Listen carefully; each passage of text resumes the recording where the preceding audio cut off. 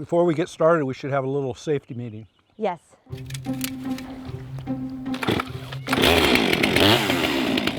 So when we first arrived, it was a perfect, redwood tree weathered day. It was foggy and misty. Everything was wet and damp. Hi, friend. I'll move you to a new stump. We discussed a little bit of a rough plan. Cookies so it can hold together. It was amazing to figure out. It took some doing. As simple as that. My name is Jane Kim, and I am the founder of Inkdwell Studio. The goals for this project, and of course, personally, it's just to, be able to handle these redwood trees, to be in their presence, to touch them, to prep them, so that we can pull a direct print off of the tree rings, a visible timeline, right, of thousands of years. One of the things that actually attracted me about this particular stump was the fact that it has a huge burn scar. So this tree sort of represents a lot of different aspects of redwood history that conservation needs to focus on. Are there those scars? That one there. You'll see in some areas that the rings are more spaced, maybe 20 to 30 rings in an inch. And then in the same stump, you'll see where you could be 50 or 60 rings in an inch. And that shows your droughts. And it also shows you your fires. After a fire, that tree has less competition from all the hardwoods around, so it's going to grow faster and have bigger rings. Well, I'd love to see how some of these tree rings line up with the place's history and also just our understanding of, this entire gulch. Let's get that top chopped off, see what we have underneath. Oh, copy that.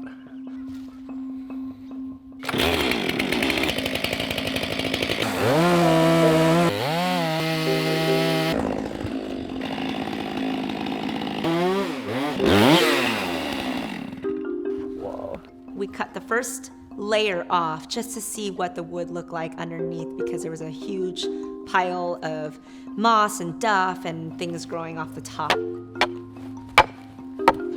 Hey, this looks nice. So once we removed that, we saw that the tree was actually in very good condition. I love what's going on right here. There was some rot in the middle, but not much. So we made a second cut further down to see if we couldn't get more stable wood. They cut so fast, I can cut as many as you guys want. And then every time we made a cut, we said, let's just keep going, because the cuts just kept getting more beautiful and more stable. I can't wait to see how these scars print so that we can visually see the way that the fire has impacted this particular tree. Bruce makes that look so easy. Well, after 50 years of having a saw in my hand, everybody does one thing good.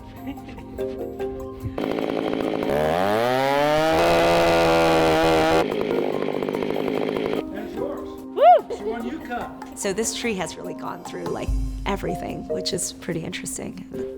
Seeing that in the print form will be very, very cool.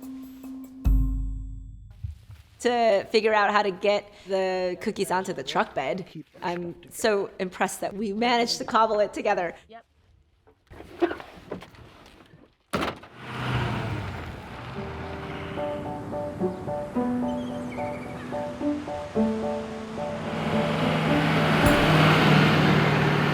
I think the more extraordinary part of this project is getting the cookies into the studio.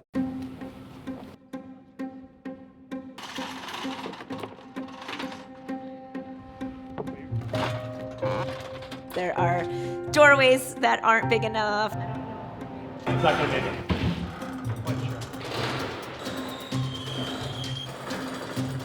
I mean, these things are heavy in my mind. I had initially thought that we would just be able to lift them all, like with 6 people, into the studio.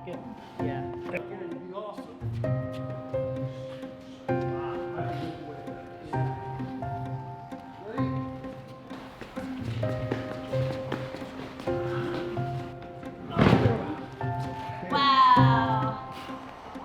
One down. Wow. It went amazing, given that we have successfully brought one cookie into our studio. I mean, this thing is absolutely massive now that, it's in the context of a human setting. We're gonna let the rounds sit and air dry for a little bit before we do any kind of planing, but once they're dry, we'll get an electric planer, get them to they're all smooth, baby fine to the touch.